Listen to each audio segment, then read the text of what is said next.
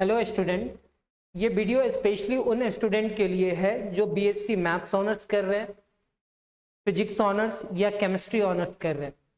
अगर आप BCA, BSc IT या बीटेक कर रहे हैं या फिर आप यूपीएससी एस्पिरेंट है और आपका ऑप्शनल पेपर मैथ्स है या किसी स्टेट पीसीएस का तैयारी कर रहे हो और आपका ऑप्शनल पेपर मैथ्स है या फिर आप नेट जेआरएफ का तैयारी कर रहे हैं और आप मैथ से कर रहे हैं। अगर आप अपने बेसिक मैथ्स के कॉन्सेप्ट को स्ट्रॉन्ग करना चाहते हैं और मैथ्स को इजीली और सिस्टमैटिकली समझना चाहते हैं तो ये क्लासेस आपके लिए परफेक्ट है। मेरा नाम संदीप और आप देख रहे हैं मैथ्स विद संदीप भट्ट। चलिए शुरू करते हैं। आज के इस टॉपिक में हम लोग देखने वाले हैं बायस थ्योरम एंड इट्स एप्लीकेशन, और इस टॉपिक को समझने का कोशिश करेंगे और यहां पे कुछ थ्योरम्स को भी सॉल्व करने का कोशिश करेंगे।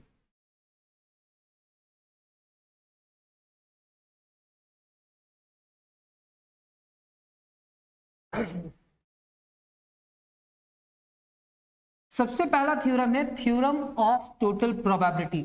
थोड़ा देर में समझ जाएंगे और ऐसे ही आपको नोट्स बनाना है। तो यहां पे लिखा हुआ है there are three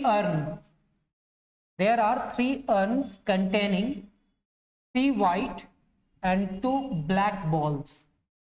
ये अर्न का मतलब क्या हुआ सर? कोई पात्र, कहने का मतलब कोई बर्तन, कोई घड़ा। घड़ा तो नहीं कह सकते, घड़ा भी हो सकता है। अर्न का मतलब वो कह सकते हैं, लेकिन एक पात्र जिसमें कुछ बॉल रखे हुए हैं। कितना है? 3 अर्न है। कहता है देयर आर 3 अर्न, ठीक है, 3 अर्न्स हैं containing 3 white and 2 black balls। 2 white and 3 black balls, 4 white and 1 black balls respectively। There is equal probability of each urn being chosen। Sir total earn कितना है? 3 है sir. मतलब total वो बर्तन कितना है सर? 3 है जिसमें बॉल रखा हुआ है। तो अगर हम एक अर्न का बात करा जाए, सबका शेप और साइज सेम है, और मेरा मान लेते हैं आंख में कुछ पट्टी उट्टी लगा करके अब मेरे को टच करके एक बॉल निकालना है, तो ये अर्न से निकलने का चांसेस जितना है उतना ही इससे है, उतना ही इससे है। यानी कि अगर इस अर्न का प्रोबेबिलिटी कहा जाए तो 1/3 होगा। इस कंटेनर का अगर प्रोबेबिलिटी बोला जाए तो 1/3। कंटेनर 1 का प्रोबेबिलिटी 1/3, कंटेनर 2 का प्रोबेबिलिटी 1/3 एंड कंटेनर 3 का प्रोबेबिलिटी 1/3। यानी कि सारे अर्न का प्रोबेबिलिटी सेम होगा। अभी हम क्या बोल रहे हैं थोड़ा सा समझने का कोशिश कीजिएगा, बस थोड़ा सा। यहां पे कहता है there are 3 urn containing 3 white and 2 black balls, 2 white and 3 black balls, 4 white and 1 black ball respectively। There is equal probability of each urn। There is equal probability of each urn being chosen। One ball is drawn from an urn। वहां से एक ball निकाला जा रहा है। ये choose करने के लिए ना उसका प्रोबेबिलिटी हमेशा क्या होगा? इक्वल होगा। One ball is drawn from an urn. एक बॉल वहां से निकालते हैं, chosen at random. Find the probability that a white ball is drawn. That a white ball is drawn, ठीक है। सबसे पहले यहां पे आपको सॉल्यूशन इस तरह से लिखना होगा, लेट E1 सर यहां पे क्या लिखा हुआ है? Let E1, E2, E3 be the events of the choosing urn 1, 2 and 3 respectively. 3 urn है सर, तीनों अर्न का नाम क्या लिख देंगे? पहला E1, दूसरा E2 और ये क्या होगा? E3 जिसमें बॉल रखा हुआ है। Since each urn is equally likely यानी कि अगर हम इस अर्न का प्रोबेबिलिटी निकालना चाहें, प्रोबेबिलिटी ऑफ इससे अगर निकलना है बॉल, तो इसका प्रोबेबिलिटी क्या होगा? टोटल 3 है सर, और ये एक ही बैग है, इसमें क्या एक ही पात्र है या एक ही कंटेनर है? 1/3, यानी कि प्रोबेबिलिटी ऑफ E2 क्या होगा सर? तो इसमें भी एक ही अर्न है इसके अंदर, यानी कि 1/3, और प्रोबेबिलिटी ऑफ E3 इसका भी कितना है सर? 1/3। कहता है since each urn is equally likely, यानी कि probability of E1, probability of E2 and probability of E3 is equal to 1/3। let E be the event a white ball is drawn, then अब यहां पे क्या बोला गया था? there is equal probability of each urn being chosen, one ball is drawn from an urn। एक ball निकाल रहे हैं, तो सर ये अर्न 1 का है या अर्न 2 से है या अर्न 3 से है, उसका तो प्रोबेबिलिटी लिख चुके हैं सर। अब हम लोग एक बॉल निकाल रहे हैं, one ball is drawn from an urn chosen at random, कोई भी अर्न से एक बॉल निकाल रहे हैं। Find the probability that a white ball is drawn, आपको व्हाइट बॉल का प्रोबेबिलिटी निकालना है। तो let E be the event a white ball is drawn, then अब सर सबसे पहले probability of white ball given that first earn, probability of white ball given that second earn, and probability of white ball given that third earn, ऐसा लिखना होता है। तो sir probability of white ball given that first earn, अब first earn में कितना white ball है? 3, और ब्लैक बॉल कितना है? 2, यानी कि व्हाइट बॉल 3 है, तो यहां पे तो 3 लिखेंगे, लेकिन उस अर्न में, उस कंटेनर में, उस बर्तन में कितना बॉल है? तो टोटल बॉल है 5, 3 और 2 5। वो 5 बॉल में 3/5 व्हाइट बॉल का प्रोबेबिलिटी है। सर अर्न 2 में 2 व्हाइट एंड 3 ब्लैक बॉल है, यानी कि 2/5। सर अर्न 3 में 4 व्हाइट एंड 1 ब्लैक है, यानी कि 4/, टोटल बॉल कितना है? 5। ये डेटा कैसे निकाले, ये समझ में आया क्या? 3/5, 2/5 एंड 4/5। अभी हम कुछ भी नहीं समझाए हैं, क्वेश्चंस को तोड़ तोड़ करके कुछ लिख रहे हैं। क्या इतना थोड़ा बहुत समझ में आया? यस सर, ये तो समझ में आया, ये भी समझ में आ गया, ठीक है। क्योंकि आप कंडीशनल पढ़ करके आ रहे हैं, तो थोड़ा तो उम्मीद कर सकते हैं कि आप थोड़ा बहुत समझ पा रहे होंगे। यहां पे कहता है by the theorem of total probability, किसका? By the theorem of total probability. अब ये हम लोग को मानना होगा कि ये जो बॉल निकला हुआ है वो तो या तो व्हाइट होगा या ब्लैक होगा। क्या होगा? व्हाइट होगा या ब्लैक होगा, यानी कि probability of E, and probability of E का फॉर्मूला क्या होगा? यहाँ पे 3 इवेंट्स हैं, तो sir probability of E is equal to, यहाँ पे लिखा हुआ है probability of E1, probability of E1 given that probability of E under the condition that E1। Second में क्या? probability of E2 into probability of E2 E given that E2, and फिर probability of E3 into कितना? probability of E given that E3। सिर्फ मेरे से क्या पूछा था कि व्हाइट बॉल का निकालने का प्रोबेबिलिटी क्या होगा, तो हम एक फॉर्मूला ये लगाए, प्रोबेबिलिटी ऑफ व्हाइट बॉल। क्यों? क्योंकि E को हम व्हाइट बॉल मान करके चल रहे हैं। Let E be the event of drawing a white ball. अभी थोड़ा सा समझने का कोशिश करो, जैसे समझाने का कोशिश कर रहे हैं, शायद इसी टेक्निक से सबको समझाया जाता है, फिर थ्योरम को समझाया जाता है। तो सर यहाँ पे क्या है? प्रोबेबिलिटी ऑफ E1 का वैल्यू, तो वो तो हम लोग जानते हैं सर 1/3 है,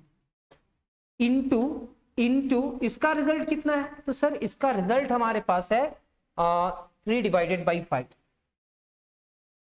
सर इसका रिजल्ट कितना है? 1/3। और सर इसका रिजल्ट कितना है, तो सर इसका रिजल्ट है 2 डिवाइडेड बाई 5।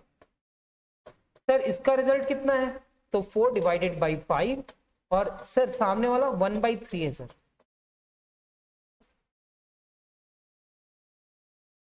अब ये 3 कैंसिल हो रहा है, 3 से नहीं कैंसिल हो रहा है, लेकिन अब हमारे टीचर हमको जो बतलाए थे वो आप लोग को बतलाएंगे कि कोशिश करना कि कैंसिल मत करो सर, इसमें कैंसिल मत करना। और यहाँ पे क्या लिख देना, 3 डिवाइडेड बाई 3 5 जा 15, यहाँ पे 2 1 जा 2, 3 डिवाइडेड बाई 3 5 जा 15, यहाँ पे 4 डिवाइडेड बाई कितना 15, यहाँ पे एलसीएम कितना आएगा 15 आ जाएगा सर, यहाँ पे 15 आपके पास एलसीएम आ जाएगा। सर हम लोग 15 एलसीएम ले लिए, तो अगर 15 एलसीएम लिए तो ये 3 होगा, ये 2 होगा और ये 4 होगा। 3 + 2 कितना हो जाएगा 5, और 5 + 4 कितना हो जाएगा 9। 9 डिवाइडेड बाई 15, 3 3 जा 9 एंड 3 5 जा 15, यानी कि इसका रिजल्ट क्या आएगा 3 डिवाइडेड बाई 5। कितना आया 3 डिवाइडेड बाई 5। अच्छा ऐसा था क्या, 3 अर्न है, कुछ व्हाइट कुछ बॉल ब्लैक बॉल है, अर्न 1 में, अर्न 2 में, अर्न 3 में। अब एक बॉल निकाला और उसमें पूछा कि व्हाइट बॉल का प्रोबेबिलिटी क्या होगा, तो ई हम मान लिए कि हमारा व्हाइट बॉल का प्रोबेबिलिटी होगा। यहाँ पे लिखा हुआ है ना, let E be the event a white ball is drawn, यानी कि प्रोबेबिलिटी ऑफ व्हाइट बॉल। तो हम सबको जो निकाले हैं मल्टीप्लाई करके ऐड कर देंगे तो ये हो जाएगा रिजल्ट। अच्छा तो इसको हम लोग कहते हैं, ये क्वेश्चंस को बनाया है by the theorem of total probability. किससे बनाया है, by the theorem of total probability. सिर्फ व्हाइट बॉल निकालने का बात किया है, ठीक है। शायद थोड़ा कम दिखाई दे रहा होगा लेकिन आप लोग को समझना है, हम जो पढ़ रहे हैं उसको लिख लेना है। यहाँ पे कहता है ए फैक्ट्री हैज 3 मशीन, एक फैक्ट्री के पास 3 मशीन है, मशीन का नाम है X, Y and Z। A factory has 3 machine X, Y and Z, ठीक है।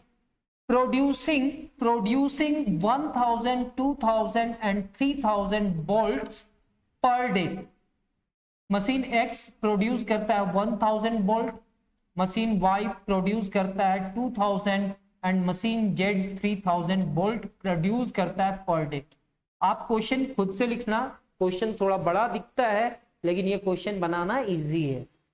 कहता है फैक्ट्री हैज 3 मशीन, एक फैक्ट्री के पास 3 मशीन है और मशीन X कितना प्रोड्यूसिंग करता है 1000, machine Y 2000 and machine Z 3000 bolts per day respectively, ठीक है। The machine X produce 1% defective bolt। Machine X कितना परसेंट डिफेक्टिव बोल्ट बनाता है, 1% डिफेक्टिव बोल्ट बनाता है। डिफेक्टिव मतलब वो मशीन काम कर रहा है तो कहीं ना कोई बोल्ट तो खराब हो सकता है ना सर। एक होता है नट, एक होता है बोल्ट सर, ठीक है। इस टाइप का जो होता है उसको बोल्ट कहते हैं और इसमें जो लगा हुआ रहता है उसको क्या कहते हैं, नट कहते हैं। तो हम लोग बोल्ट किसको कहते हैं, इस टाइप का जो होता है ना उसको हम लोग बोल्ट कहते हैं।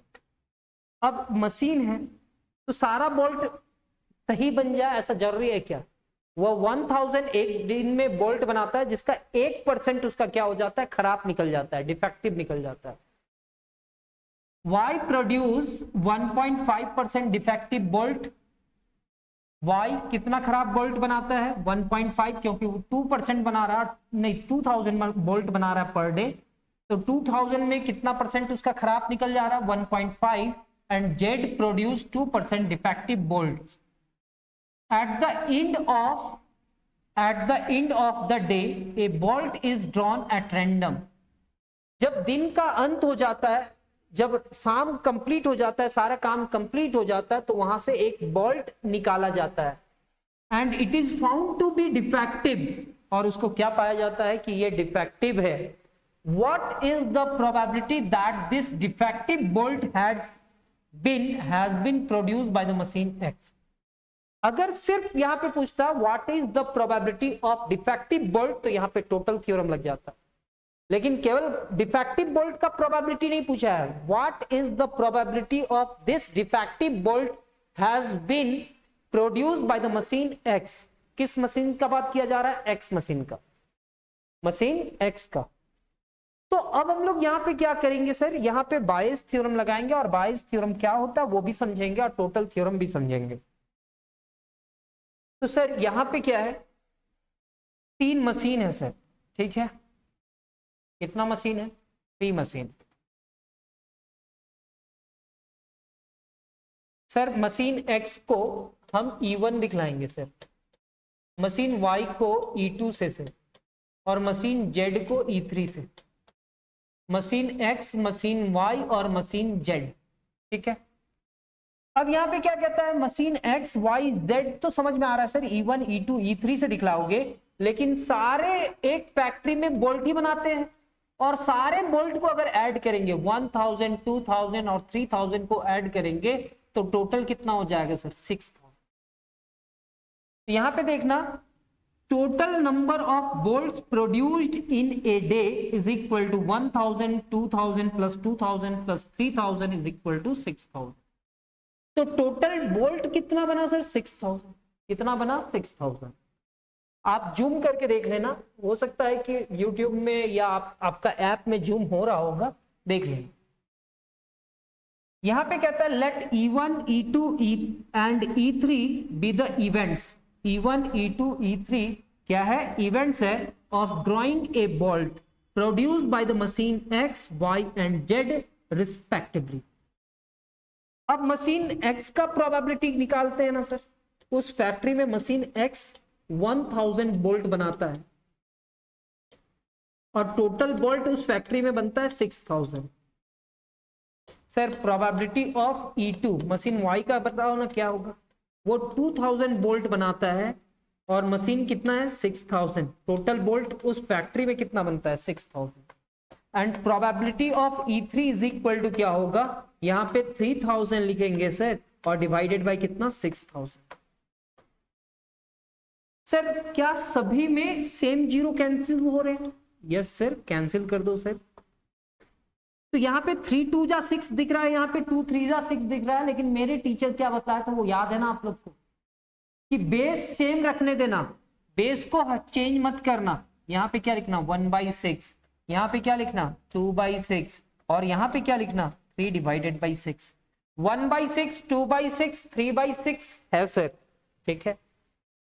अब हम लोग के पास क्या है ना कि E हम लोग को मानना होगा, वहां पे व्हाइट बॉल माने थे और यहाँ पे क्या मानना होगा? Defective bolt. दिन के अंत में मतलब काम जितना कंप्लीट हुआ और उस कंप्लीट काम में एक बोल्ट को निकाले। कितना बोल्ट को निकाले? एक बोल्ट को निकाले, और जैसे ही उस बोल्ट को निकाले तो क्या पाए कि वो डिफेक्टिव है।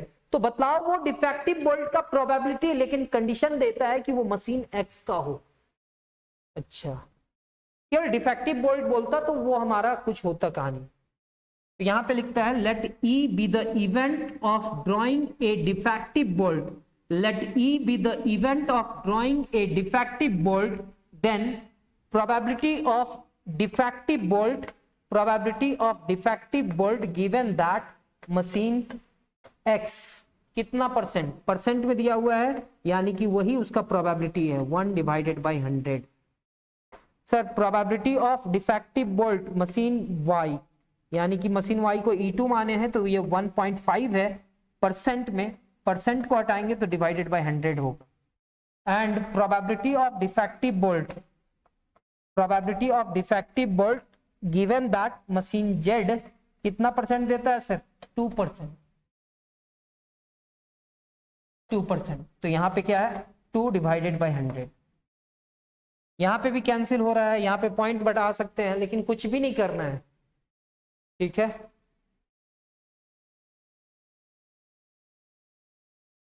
फिर से सर प्रोबेबिलिटी ऑफ E1 क्या आया था sir? 1 divided by 6। Similarly probability of E2 कितना आया था sir? 2 divided by 6। And probability of E3 कितना आया था सर? 3 divided by 6। ये भी कैंसिल हो रहा था, ये भी, लेकिन कैंसिल नहीं करना है। यहां पे क्या लिखेंगे sir? Probability of E given that E1, यानी कि probability of defective bolt machine X से कितना बन रहा था? 1%, यानी कि 1 डिवाइडेड बाई 100। सेकेंड वाला से कितना बन रहा था? 1.5 डिवाइडेड बाई 100। और थर्ड से कितना बन रहा था? 2 डिवाइडेड बाई कितना? 100। तो ये निकाल लिए। अब हम लोग से क्या पूछा है कि find the probability, what is the probability that this defective bolt has been produced by the machine X। मतलब आपसे पूछा है कि प्रोबेबिलिटी ऑफ ये जो डिफेक्टिव बोल्ट है ना, वो मशीन X का होना चाहिए। प्रोबेबिलिटी ऑफ डिफेक्टिव बोल्ट जो आ रहा है ना, डिफेक्टिव बोल्ट तो आ चुका है, जब निकाल लिए तो वो डिफेक्टिव है, तो वो मशीन X का होगा, इसका प्रोबेबिलिटी निकालना है। ठीक है सर। तो इसका फॉर्मूला क्या होता है? तो आप इसका फॉर्मूला अभी लिख लेंगे, अभी हम प्रूफ भी करेंगे। यहाँ पे E लिखा हुआ है और यहाँ पे E1 है, मशीन X को E1 कह रहे हैं, इनटू यहाँ पे लिखेंगे probability of E1 divided by, अब टोटल तो 3 है ना, तो तीनों को ऐड कर देंगे, यानी कि टोटल प्रोबेबिलिटी से डिवाइड कर देंगे। Probability of E1 into probability of E under the condition that E1, यहाँ पे probability of E under the condition that E2 into probability of E2। Next, probability of E under the condition that E3 into probability of E3। Sir इसका result क्या है? इसका result है हमारे पास 1 divided by 100। 1 divided by 100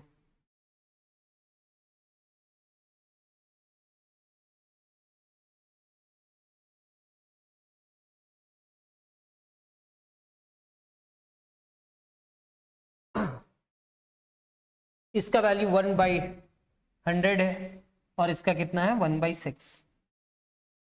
यहाँ पे 1 divided by 100 into 1/6 plus इसका value कितना है? 1.5 डिवाइडेड बाई 100 इंटू इसका वैल्यू कितना है? 2 डिवाइडेड बाई 6। सर इसका वैल्यू कितना है? इसका है 2 डिवाइडेड बाई 100 इंटू इसका कितना है? 3 डिवाइडेड बाई 6। अब बेस क्या है सर? 1 divided by 600। एलसीएम कितना आएगा सर? 600। ये 1 से मल्टीप्लाई करा, 1.5 को 2 से मल्टीप्लाई करेंगे तो कितना आएगा? 30, यानी कि 3.0। 2 3 जा 6, ये 6 हो जाएगा। 600 से 600 कैंसिल, 1 डिवाइडेड बाई 10, 6 4 10, क्या होगा? 0.1। हम ये मान करके चलेंगे कि अभी आप लोग को जो समझाए हैं वो थोड़ा बहुत समझ में आया, पूरा नहीं समझ में आया, लेकिन अब हम लोग थ्योरम प्रूव करने के लायक हो चुके हैं। क्या कहता है थ्योरम, वो चलिए चेक करते हैं और थ्योरम को सॉल्व करने का कोशिश करते हैं। यहां पे कहता है theorem of total probability, let E1 E2 En be mutually exclusive and exhaustive events। आप जानते हो अगर म्यूचुअली एक्सक्लूसिव है और एग्जॉस्टिव है, इसका मतलब क्या होगा कि म्यूचुअली एक्सक्लूसिव मतलब अगर 2 इवेंट है E1 और E2, इसी के बारे में सोचना, तो E1 और E2 म्यूचुअली एक्सक्लूसिव है, इसका मतलब क्या हुआ?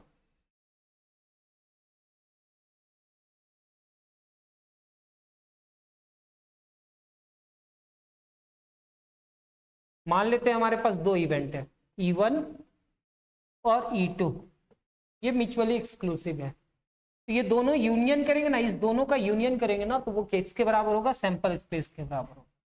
तो इसको क्या कहेंगे? Mutually exclusive. क्या कहेंगे? Mutually exclusive. एग्जॉस्टिव इवेंट किसको कहेंगे? अब इसी इवेंट का ना हम क्या करेंगे? इंटरसेक्शन। वो कितने के बराबर होगा? पाई के बराबर। तो इसको कहते हैं mutually exclusive and exhaustive event. कहीं ना कहीं इस प्लेलिस्ट में हम वीडियो में बना करके अपलोड कर चुके हैं, हम ये मान करके चलेंगे कि आपको वो थोड़ा बहुत याद करवाएंगे तो याद हो जाएगा। यहाँ पे जितने भी इवेंट्स हैं ये सारे क्या है, म्यूचुअली एक्सक्लूसिव है, यानी कि सारे इवेंट्स का यूनियन एस के बराबर होगा। एंड एग्जॉस्टिव इवेंट्स है, मतलब कोई भी इवेंट्स का इंटरसेक्शन कॉमन नहीं होगा। विथ ए रैंडम एक्सपेरिमेंट, कोई रैंडम एक्सपेरिमेंट हो रहा है, let E be any events that occurs along with EI, then आपको लिखना है क्या, यानी कि प्रोबेबिलिटी ऑफ E जैसे ही लिखेंगे, यानी कि probability of E is equal to क्या होगा, summation I is equal to 1 से n तक, यहाँ पे PEI into probability of E under the condition that EI। अगर इसको ओपन करा जाए तो 1 से लेकर के n तक सारे टर्म को हम लोग को इतना प्लस इतना प्लस इतना प्लस इतना ऐड करना पड़ेगा। जैसे फॉर एग्जांपल ये समीशन है, तो यहां पे हम लोग को क्या लिखना पड़ेगा, E1, तो यहां पे भी हम लोग को लिखना पड़ेगा E1, फिर plus probability of E, probability of E and probability of E2, probability of E given that E2 plus probability of E3। ये याद करना होता है सर, अभी याद करो ना, प्रूफ कर देंगे। And probability of E given that E3, ऐसे करके कहां तक जाएगा, n टाइम्स तक जाएगा। अब इसका क्या क्या लिखा हुआ है उसको समझते हैं। तो कहता है let S be the sample space, S क्या है, S हमारा सैंपल स्पेस है। Since E1, E2, En are mutually exclusive and exhaustive है, तो S इज इक्वल टू क्या होगा, E1 union E2 union E3 हम अपने मन से लिख दे रहे हैं, फिर यूनियन 3 डॉट दे रहे हैं, फिर यूनियन En। मतलब जितने भी इवेंट्स हैं वो सारे इवेंट्स का यूनियन करेंगे तो वो किसके बराबर होगा, S के बराबर होगा, म्यूचुअली एक्सक्लूसिव।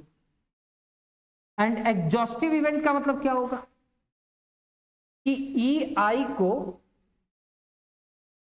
इंटरसेक्शन करेंगे EJ के साथ तो 5 होगा, और I is not equal to J। मतलब E1 अगर इधर लिखे हैं तो यहां पे 1 नहीं लिखना है, E2 लिख देना है, E3 लिख देना है, कोई भी लिख देना है, लेकिन 1 नहीं लिखना है। जब वो दोनों का इंटरसेक्शन करेंगे तो वो 5 होगा। For I is not equal to J, then the event E can be written as, E को हम लोग कैसे लिख सकते हैं, कोई एक इवेंट E है, कोई इवेंट E है, अगर E इवेंट को इंटरसेक्शन करा जाए S के साथ, किसके साथ, S के साथ, तो क्या उसका रिजल्ट E होगा। फॉर एग्जाम्पल 1 2 3 4 5 6 है, ये एक S है, ये एक इवेंट है जिसमें लिखा हुआ है 2 3 5। अब E को इंटरसेक्शन S के साथ करेंगे तो क्या E के बराबर होगा, इसमें और इसमें जो कॉमन एलिमेंट है वही आएगा, तो 2 3 5 आएगा, और 2 3 5 E के बराबर है। यस सर, लिख सकते हैं सर। तो बताइए आप, क्या हम E को लिख सकते हैं E इंटरसेक्शन S, और क्या हम S को इतना लिख सकते हैं, लिख दो सर। तो E इंटरसेक्शन S के जगह पे क्या लिखे, म्यूचुअली एक्सक्लूसिव है, तो E1 E2 E3 E3 and so on union En। अब ये जो टर्म है ना, हाँ गुड आफ्टरनून, ये यहां पे जाकर के मल्टीप्लाई करा, तो मल्टीप्लाई करा नहीं कहेंगे, डिस्ट्रीब्यूटिव कह सकते हैं। ये यहां पे गया, फिर यूनियन, फिर ये यहां पे जाएगा,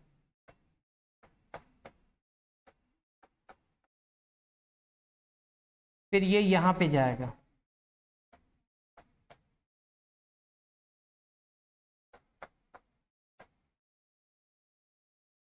और ये ऐसे बढ़ते जाएगा, और E इंटरसेक्शन यहाँ पे यूनियन रहेगा, E इंटरसेक्शन EN हो जाएगा यहाँ पे। अब यहाँ पे तो E है, यहाँ पे E है।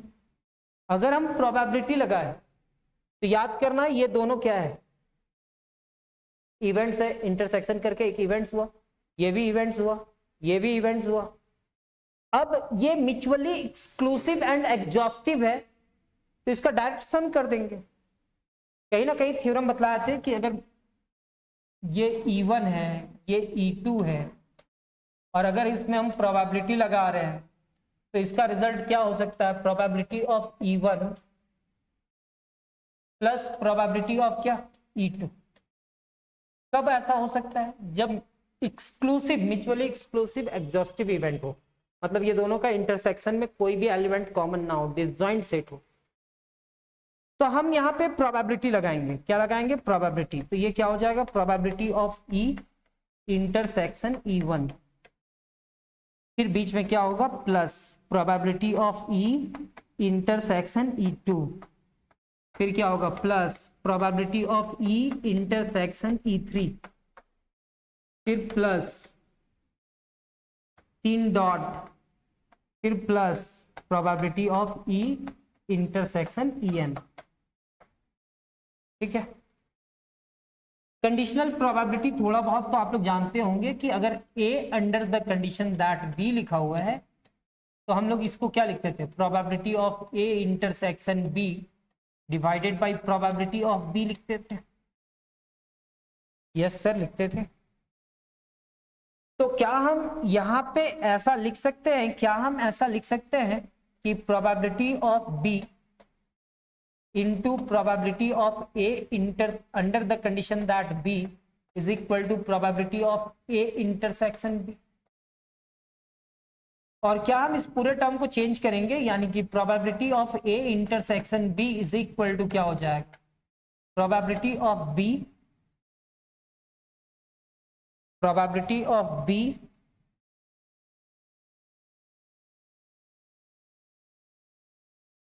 into probability of A under the condition that B। मतलब ऐसा कुछ रहेगा तो पहले क्या लिखेंगे, प्रोबेबिलिटी ऑफ B और अंडर द कंडीशन लगा देंगे।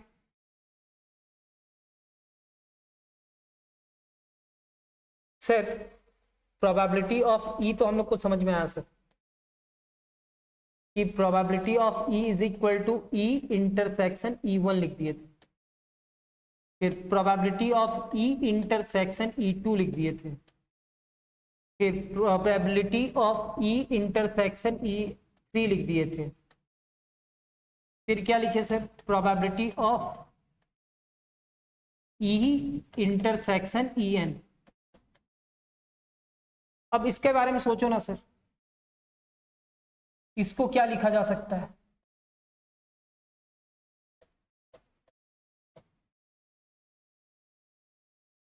तो क्या हम इसको लिखेंगे, प्रोबेबिलिटी ऑफ E1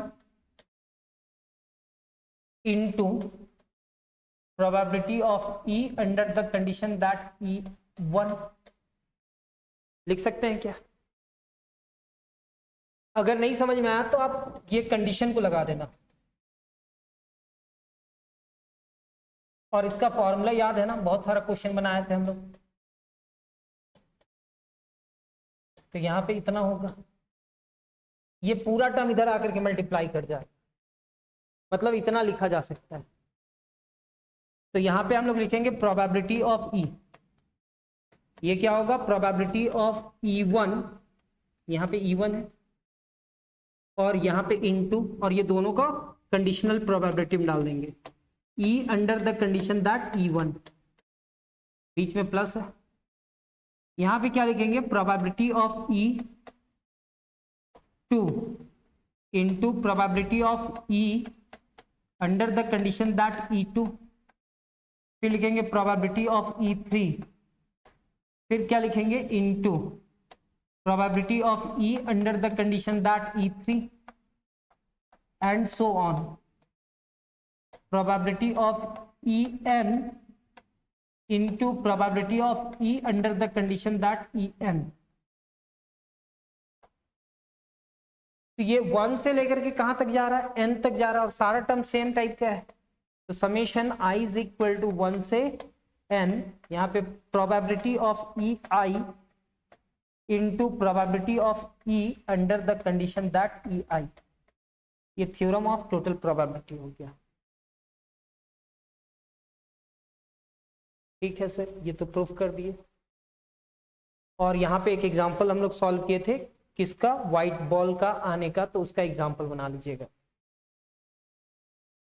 अब थोड़ा बायस थ्योरम को देखेंगे। यहाँ पे स्टेटमेंट क्या कहता है कि E1, E2, E3, En be mutually exclusive and exhaustive events and let E be the event associated with this events, then for any I probability of कितना, तो ये फॉर्मूला हम पहले याद करेंगे, probability of E I under the condition that E is equal to, formula क्या होगा, तो इसको रिवर्स ऑर्डर में लिखेंगे, प्रोबेबिलिटी ऑफ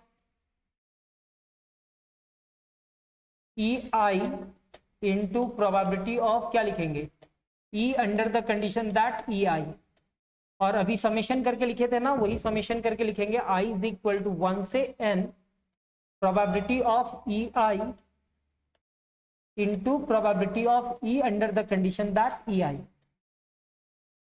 ये होगा। ठीक है, ये प्रूफ करना है। कहीं ना कहीं यहाँ पे mutually exclusive and exhaustive event क्या है, बारिश बहुत तेज हो रहा है ना, तो माइंड मेरा इधर उधर जा रहा है, उससे घबराएंगे नहीं, आपको समझ में आ रहा होगा।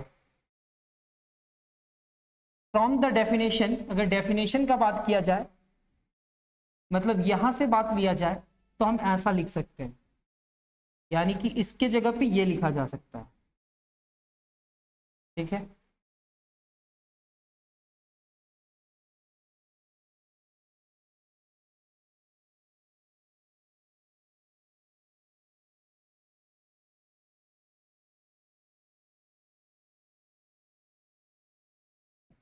यानी कि हमारे पास क्या है, कैसे प्रूव करने के लिए बोला गया है, probability of EI,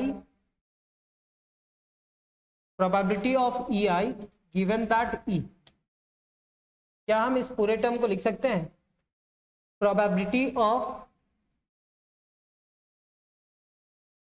EI intersection E divided by probability of E, लिख सकते हो सर। ये total theorem of probability of E हुआ, ये इधर जाकर के मल्टीप्लाई करेगा, यानी कि probability of E I given that E into probability of E is equal to probability of क्या, ई आई इंटरसेक्शन ई। हो गया। तो यहां पे ये चीज लिखा हुआ है, कैसे लिखा हुआ है ये समझ में आया, ये कंडीशनल प्रोबेबिलिटी से ऐसा लिखा, फिर इसको क्रॉस मल्टीप्लाई करके ऐसे लिख दिया। ठीक है सर, यानी कि अब हम लोग लिख सकते हैं कि probability of E I intersection E is equal to क्या होगा, probability of E I into probability of E under the condition that E आई।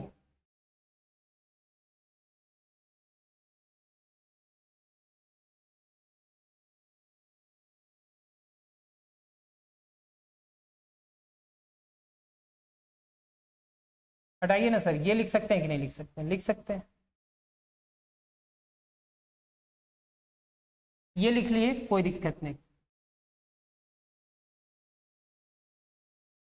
अगर हम इसका बात सोचे सर, इसका यानी कि probability of E I intersection ई का बात सोचे, तो क्या हम इसको ऐसे लिख सकते हैं sir, probability of E intersection E I, बिल्कुल लिख सकते हैं सर। ये इसका इंटरसेक्शन करो चाहे इसका इंटरसेक्शन करो, बात तो बराबर ही होगा।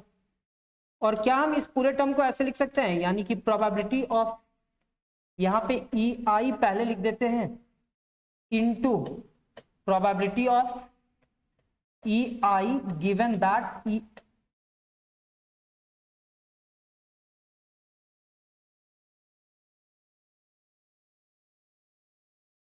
मतलब इस पूरे रिजल्ट को इतने के बराबर लिख सकते हैं, यानी कि किसको, probability of E intersection E I को हम लोग क्या लिख सकते हैं, probability of E I into probability of E I given that E. ठीक है, कैसे लिखें, इस पूरे टर्म को सिंप्लीफाई करते हैं कंडीशनल प्रोबेबिलिटी से। तो यहां पे क्या लिखेंगे sir, probability of E I intersection E divided by probability of E लिखा जा सकता है क्या?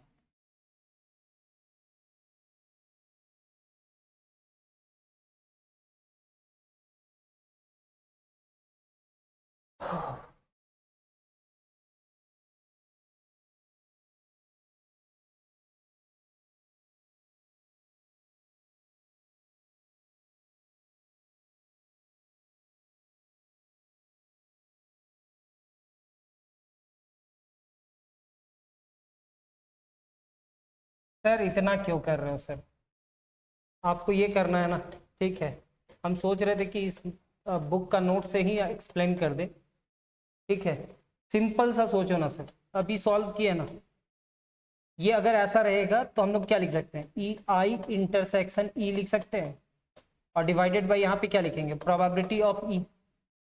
ठीक है सर, इसको अगर हम ऐसे लिख दें, probability of E intersection E I लिख दीजिए सर, और यहाँ पे प्रोबेबिलिटी ऑफ ई लिख सकते हैं क्या? क्यों? क्योंकि ए इंटरसेक्शन बी किसके बराबर होता है, बी इंटरसेक्शन ए के बराबर होता है। ज्यादा कंफ्यूजन वाला बात नहीं, इतना को इतना लिख दिए।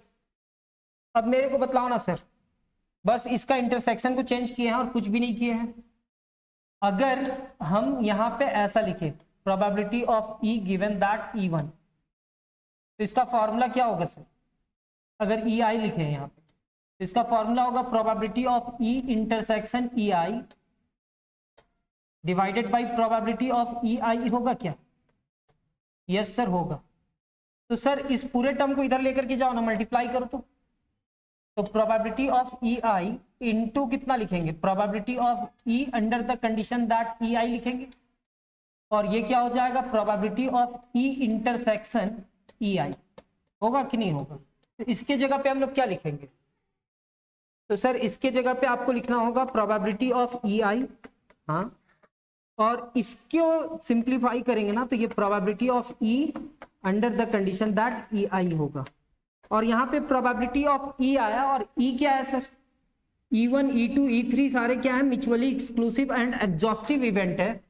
तो हाँ, क्या हम लिख सकते हैं ई को ई इंटरसेक्शन एस लिख सकते हो सर? तो ई को लिख सकते हैं ई इंटरसेक्शन, और ये म्यूचुअली एक्सक्लूसिव है, तो जितने भी इवेंट्स होंगे E1 E2 E3 और यहां पे क्या है En, ठीक है, ये जितने भी इवेंट्स हैं सबका यूनियन S के बराबर होगा। जब हम E से मल्टीप्लाई करा, मल्टीप्लाई नहीं डिस्ट्रीब्यूट किए, तो E1 union E intersection E2, और ऐसे ही जाएगा E इंटरसेक्शन En। सर ये कैसा है, E इधर लिखा हुआ है, अगर हम यहाँ पे P लगा दे, प्रोबेबिलिटी ऑफ E, तो ये म्यूचुअली एग्जॉस्टिव है, मतलब इसका इंटरसेक्शन में कोई भी कॉमन एलिमेंट नहीं है, तो आप डायरेक्ट इसको सम कर सकते हो। तो सम कैसे करेंगे, probability of E intersection E1 plus probability of E intersection E2 plus probability of E intersection E3, ऐसा होगा। और जब भी इतना आया ना सर, तो याद कीजिए ना, अभी हम लोग इसको चेंज करा था, इसको हम लोग क्या लिखेंगे, इधर क्या है E1, तो पहले लिखेंगे प्रोबेबिलिटी ऑफ E1, और इसमें कंडीशन लगा देंगे, क्या लगा देंगे, condition, probability of E under the condition that E1। और ये कहां तक चला जाएगा, n तक चला जाएगा। तो यहाँ पे प्रोबेबिलिटी ऑफ E दिख रहा है, तो इसके जगह पे summation I is equal to कितना लिख सकते हैं, 1 से n, यहाँ पे प्रोबेबिलिटी ऑफ EI, और ये क्या हो जाएगा, into probability of E under the condition that EI। क्या यही बायस थ्योरम था? हटाओ ना सर, यहाँ पे देखो ना, ये इतना है तो इतना लिख सकते हैं, इसको इधर चेंज कर सकते हैं, अगर इसको चेंज किए तो इतना तो लिख ही सकते हैं, और divided by probability of E है, और ये म्यूचुअली एक्सक्लूसिव एग्जॉस्टिव है, तो ऐसा तो लिखा जा सकता है। उम्मीद करते हैं कि थोड़ा बहुत समझ में आया होगा। कभी कभी ऐसा होता है कि टाइपिस्ट टाइप करते हैं बुक से और उसको हम देख नहीं पाते हैं, कोई बात नहीं, लेकिन हाँ इसमें क्या लिखा हुआ था वो क्या एक्सप्लेन कर पाए हैं हम, क्या थोड़ा बहुत समझ में आया है? तो मिलते हैं हम लोग नेक्स्ट क्लास में, और हम लोग इसका बहुत सारा एग्जांपल्स देखेंगे। आज आप लोग सीखे theorem of total probability, practice कर लेना, और बायस थ्योरम उसका भी प्रैक्टिस कर लेना, ठीक है? कोई डिफिकल्ट नहीं है और टफ नहीं है। ये भी सही लिखा हुआ होगा, इसका भी स्क्रीनशॉट लेकर के एक बार देख लीजिएगा, कहीं ना कहीं होगा सही ना कहीं। तो मिलते हैं हम लोग नेक्स्ट क्लास में, तब तक अपना ख्याल रखिए, धन्यवाद, जय हिंद।